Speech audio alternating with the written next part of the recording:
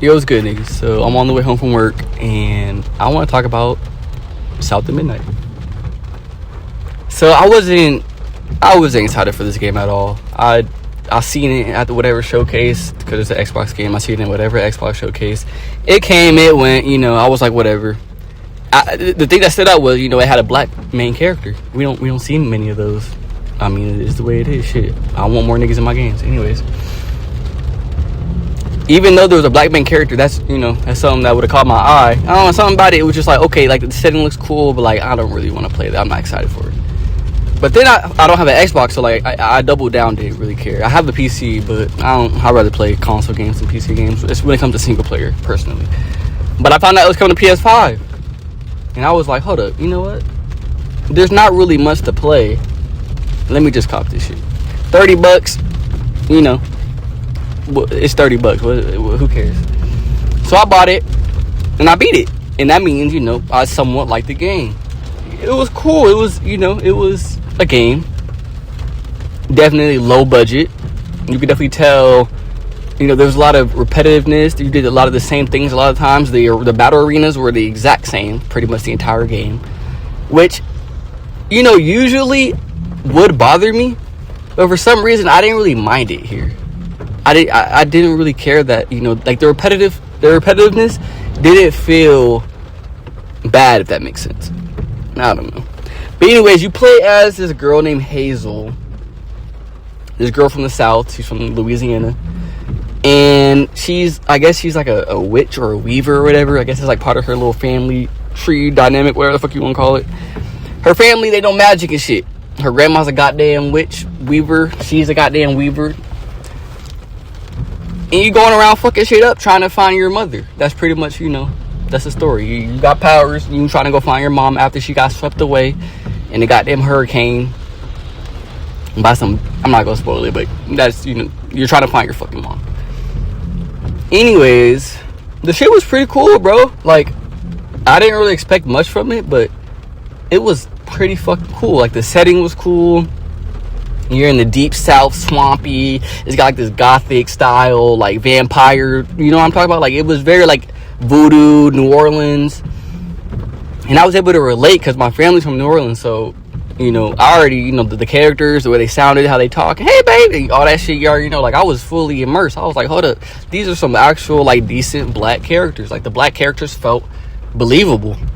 And that shit, it was cool to see that because, let's be real. Most of these motherfucking games, straight white man, blue eye, brunette hair, jumping off cars and shit. You know what I mean? Not that I don't enjoy that. I mean, I play video games. It's not like I fuck with Uncharted. But like, nigga, we need more shit like South of Midnight, and that's why I'm excited for that Silent Hill game. I don't give a fuck about Silent Hill. I played it on PS2 when I was a kid. Didn't really care. I remember playing it and seeing that fucking conehead motherfucker and being like, yeah, I'm off this shit. Same thing with Resident Evil. When I was a kid playing Resident Evil 1, I couldn't do it, bro. Literally the first like 30 fucking seconds of the game, Resident Evil 1, when you turn that corner and it's that white zombie looking at you, nigga, I would be being a kid like, nah, turn this shit the fuck off, nigga. Put on Crash Bandicoot, nigga. Fuck this shit. But yeah, I'm excited for the new Silent Hill because the main protagonist is a black dude. And that's cool to me. That's like, oh, it's some different shit. Like, it's, I wonder how they're gonna take that. I wonder how he's gonna sound. I wonder how, like how he's gonna take on certain situations. Because let's be real, niggas are different. All right, that's all I'm gonna say. Niggas are different. Anyways, back to South of Midnight. So yeah, bro, the game was cool. It was very repetitive, but I didn't mind it. The boss battles. Let's talk about the boss battles.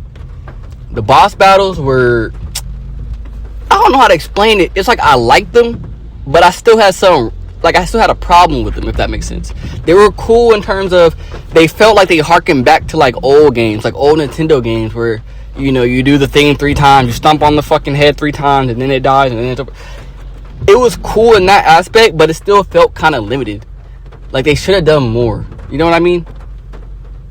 So like with the boss battles, it's very much like a 1, 2, 3. You got one phase, you got the second phase and the third phase, and then the boss is over. That's pretty much how it was for every single boss.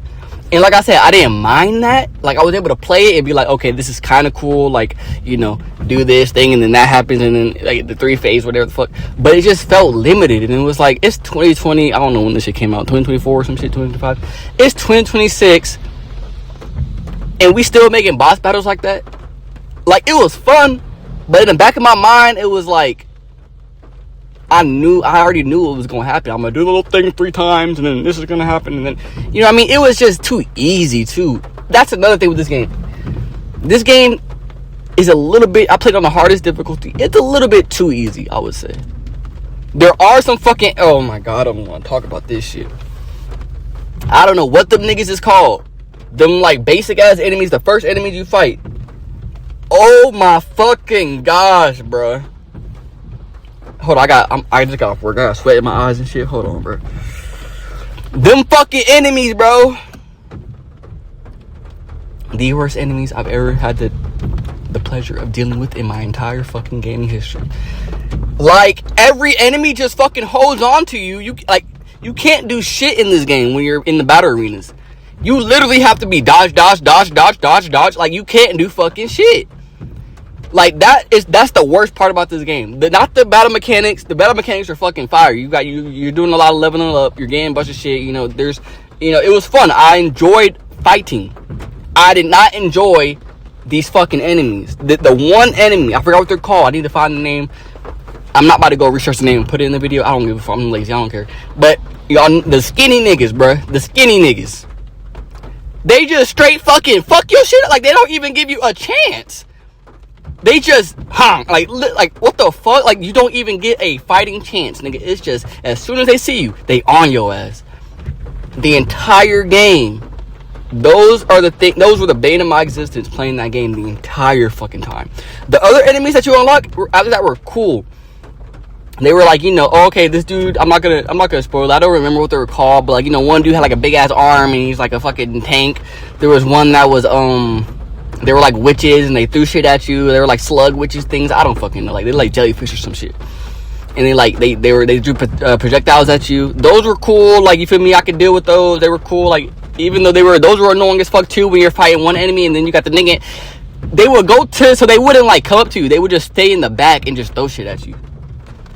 Those were cool, but like when you're fighting the little skinny motherfuckers, fuck them things. And then you gotta deal with them throwing shit at you. Bruh, that shit get annoying. That shit, I didn't play on the lower difficulty, so maybe it's less annoying on those difficulties, but fuck, bruh. Fuck. Dealing with them things, oh. I'm not playing this game again. I'll just say that. I'm not playing this game again. Sorry if you hear the rain and shit. It's raining. I can barely see out my goddamn window. Hold on. I'm about to turn.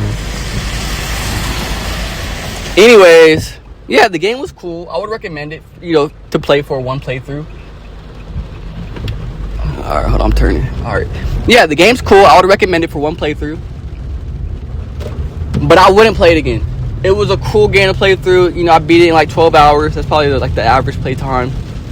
I enjoyed myself. The story was decent. Like I said, you're pretty much just, the story is very basic. But that's why I kind of like basic stories. Because a lot of shit nowadays be fucking convoluted as fuck. Do this, do that, this becomes that, this person, like, you know what I mean? This one was very, like, streamlined. You're a black girl in the South. Your mom got swept away in a goddamn storm. Go find that bitch. Like, you know what I mean? You know, there's a couple twists and turns. I'm not gonna spoil it, but, you know, it was a couple twists where it was like, oh, okay, that's kind of cool.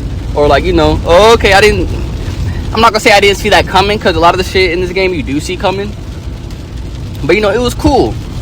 Last thing before I get the fuck out of here. This shit's going for too long. I didn't know shit about this game, like, the whole, like, drama this game had. The whole DEI bullshit. And I can't believe I never saw that, because I like keeping up with games, so I can't believe I didn't know about, because when I was researching this game, I was seeing people saying, like, this game is woke, this game's DEI. Even if that's the case, what the fuck is woke about it? Because it got niggas in it? Is that the only reason why it's woke? I played this game, there was nothing really woke about it. Like, there was nothing to, like, it's gotta be just because it's a black girl. I think I did hear that they changed it from a white girl to a black girl. But that's not woke. That just makes sense, nigga. It's the deep South. They fuck around with voodoo and witchcraft and shit. That's not no white people shit. That's black people shit. Come on now. They in New Orleans, like, it makes sense for there to be a black character in this game.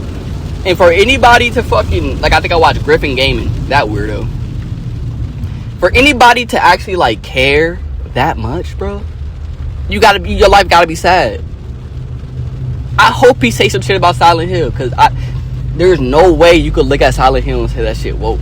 If you say that's a woke game, it's literally because it's a black nigga. Like, come on now, bro. Anyways, I don't give a fuck. Who cares about any of that shit? The game's not woke.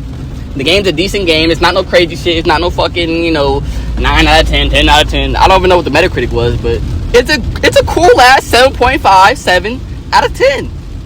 You know what I mean? This is a good game, and you should definitely play it if, you're into, the music. Alright, last thing before I got here. The music is fucking fire. Smooth jazz. They got a little bit of R&B. Like, this shit is cool. And the fact that it was, like, very black impressed me. Because a lot of writers, especially, no offense, but white writers that make black characters, they just don't get it right. So these motherfuckers, they went to go talk to some niggas. You feel me? The mom sound like she a black mom. The Hazel, I think Hazel's mixed. Her dad's white, so she sound like a black woman, but her dad's not in her life. I'm not gonna spoil it, but you feel me? But yeah, the game's fucking cool. You should play it, and I'm out this bitch.